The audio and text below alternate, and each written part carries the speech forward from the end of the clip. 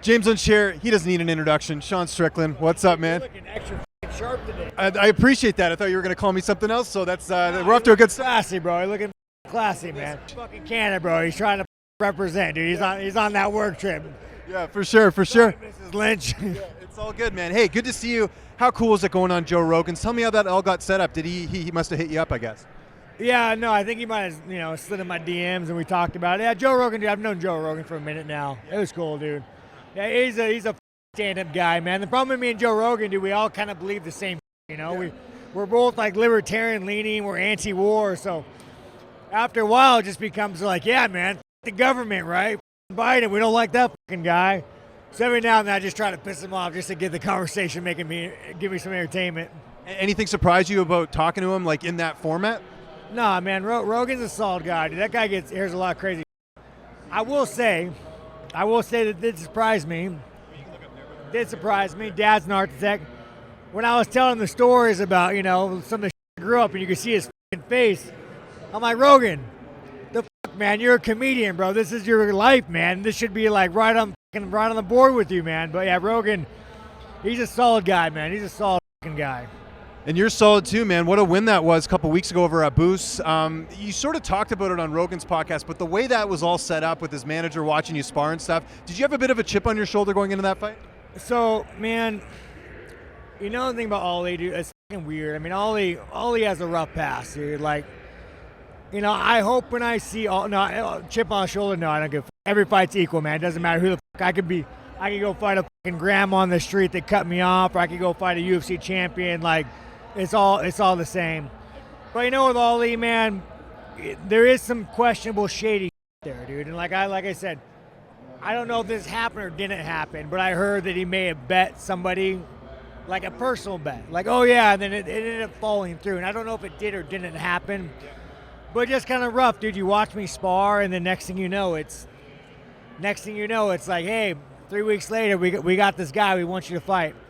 And then, like, man, there's a lot of fucked up shit, you guys. I'm not going to go into it, but it felt like a little personal. Well, and I think the confusing part was he only had the one fight. You're an established veteran. You could talk about your record, but you're only losing to the best guys in the weight class. And one of them, Jared Cannonier, people felt you won that as well. So. The thing is, and now here's the thing, guys. I called Ollie a rat. There's a chance that me and Ollie are going to be fist fighting. Really? Oh, you tell me Ollie, of all people, you call him a rat? Pretty big guy. I don't know, man. Yeah, so I'm really hoping that I see Ollie and it's like, oh, Sean, you're a white trash motherfucker. I like you. Or it could be like, hey, you, Sean. Either way, man, I hope it's cool. But if not, I'm always down for a good time. Did you sense in that second round that he was kind of done cardio-wise? I think that was the most surprising part of the fight. After he let go, and man, it was so like soft. Like generally when you work hard for something, you got to get something out of it. Maybe some strikes, maybe some ground and pound. And just the fact he let go so delicate-like, I was like, nah, you got nothing left. But had you ever trained with him before? Because I feel like he was in Vegas a little bit doing some training. He actually came down and trained with Saudi. He trained with some of my training partners. Abus, nice enough guy, man. But, there's fucking levels of this sport. Here's the thing, you guys. You got these fucking Daggies and Russians. They go and they fight in these Russian leagues. And they're fighting Russians, bro, that they just pull out of the crowd. So sometimes you got to be a little careful with these hype trains, And why do you think Dagestani wrestling has been so successful? Khabib really crushed Maycee, bro. She gave me the evil eye after What happened? She went on the tweet, and she was talking about like the fans telling her she should go kill herself, and I'm like, welcome to life. What do you think? They're just gonna say they want to have sex with you and you're pretty? Like that is the other side of the coin there, Miss Maycee. As you're loved, you were also hated. So I think she got a little mad because I called her being a. Yeah, anyways, staying on track though, why do you think Dagestani wrestling is so successful? I think it was. I don't think it's super successful. Now, again, it's still there, but I think guys are adapting. They did really good at wrist rides and lacing legs, but I think guys are adapting to it, as all things. You had the Anderson Silva coming out fighting like Mayweather, Guys adapted. So, there's always checks and balances right now, and I think that's getting back into balance. I think some people feel like, and I think there's a good argument for it, that you should be getting the next title shot against Israel Adesanya. I went back and watched that press conference at UFC 276.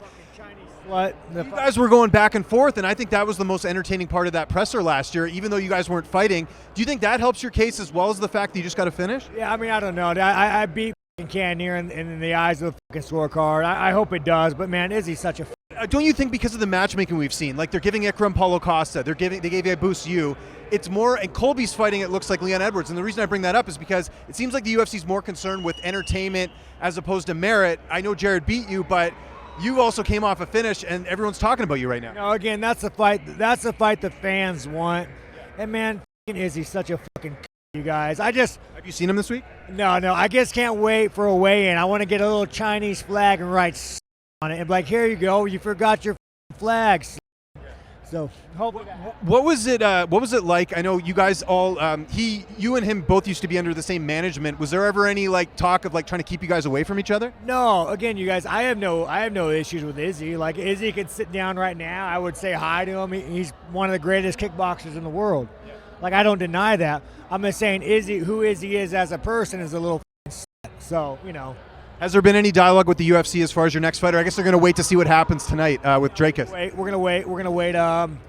Obviously, Drakus goes and starches Whittaker. That's a fucking conversation. And, I don't mind, taking the back seat on that one. But, I mean, Izzy, Whittaker for the third, fourth, whatever the fucking time it is, man. I don't. But don't you think as well that both Drakus and Rob have a lot of travel, like even to get here, to take the fight, to do the camp? Do you think that plays into your advantage because you're a local at Vegas? You haven't had to travel anywhere. Yeah, I mean, I don't know, man. As long as you get there early, you got a good camp, it don't matter. Get there early, get a good camp, it don't fucking matter. Is your contract up, or you have what's sort of your status right now with your contract? You still on the same contract? Oh man, I don't even know what I'm. It's not even like concerned about that, yeah. Well, my biggest thing, I haven't really done any contractual fights. We've all been like, hey, I want to make this, pay me this, and the UFC's really stepped up with what they paid me, and I thank them for that. So I have no idea. Yeah, we don't have to get into numbers, but I heard you were paid very well for the fight with Abus. Yeah, and it was flat pay too, man. They paid me flat pay, and again, I'm very grateful. So I was working with Sean Shelby, and Sean Shelby's a nice guy, but Mick Maynard, dude, Mick is the fucking man, you guys. He's just like, person will call me, he'll talk to me man to man. Like, yeah, Mick Maynard is it would be hard for me to go back to 170 purely just because Mick Maynard. How's the podcast going? You guys are getting incredible numbers. There's obviously interest there. I love the joking around with your producer. He's got the hardest job in the world. He's got to bleep out all your swear words. No, dude. Miguel, Mexican Jamie. I actually do. I met Jamie, dude. Jamie's a weird motherfucker, man. He's quiet, bro. He talks to you like he doesn't like you. I'm like, oh, yeah. I actually, the part of me thought maybe that Joe Rogan, batters him. So he has, the battered housewife syndrome. But I don't know. Yeah, Mexican Jamie Miguel, dude. He stacks the up, man. Is there a guest you want to get on the show that you haven't had on yet? Because I know you guys are starting to do that. You know what? Maybe I would actually like Forrest, man. Forrest is a man, dude. I gotta try to get Forrest on. I like people that have different views than me. I'm not really the echo chamber guy. Biden. I enjoy argument and conversation. So mostly people with different views. Buckley would be fun. That little, the cringe Lord Joaquin, that'd be a good one. What about, have you seen Belal Muhammad this week? He's here.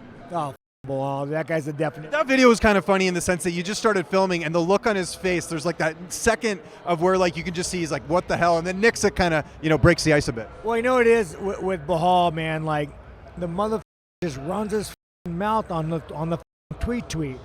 I'm like, Belal, the fight will never happen. It will never, we've talked to UFC about it's not happening. If you don't like me and you want to scrap, here I am. I'm here. We could do gloves, no gloves. I don't give a fuck. I'm going to beat the fuck out of you. So it's just kind of annoying, Belal. Just shut the fuck up, dude. Go back to Miami. Tweet about Palestine. Just shut the fuck up. What about at Xtreme Couture? It seems like you've kind of become a leader there now with all the fighters. They you bring a lot of camaraderie in the room. What's it been like? Because I know that was a camp switch a couple of fights ago, you just being there full time as opposed to where you were before. So, me, Eric gives me great advice. He gives me help, but I'm a pretty much lone wolf. But, man, I love Eric as a fucking leader, man. Eric, as far as a leader, he's a guy that, when you go into a fight, the man's in the fight with you. You know, when you're in the gym and you say, hey, Eric, I know this is what you're doing, this is the drill, but I'm fighting this guy, can I change it? And Eric's the first one to be like, yeah, man, do what you fucking need. So it's nice to train with Eric, man. He's a true, utter leader, man. He's a fucking captain, a general, solid mother. And before we go, I know you got other media stuff to do. Did you think with your upbringing and everything you've been through that you'd be, potentially fighting for a title next in your career? I didn't even think I'd be in the UFC. I remember when I got my first UFC call, I was like, what the f***? Like, it's not supposed to happen. Again, this is what we should. Most UFC fighters are so I guess that's a natural progression. Chris Curtis, my shield, let's go. But yeah, no, man, even here talking to people, it still trips me the f*** out. Why did you take your shirt off on stage? Bert Kreischer? No, man. Somebody asked me for my white, because I wear a white shirt all the time, right, guys? I just like them. You go to Walmart, they're like $10. They're fucking cheap. It's a nice shirt. So everybody's asking for autographs. So I said, fuck it. I wrote, don't be a pussy on it. I signed it, and I threw it off to the crowd. Why? They're good people, man. For the people. Good to see you, Sean. Hope all works out, and we'll talk soon, man. Thank you, I appreciate that.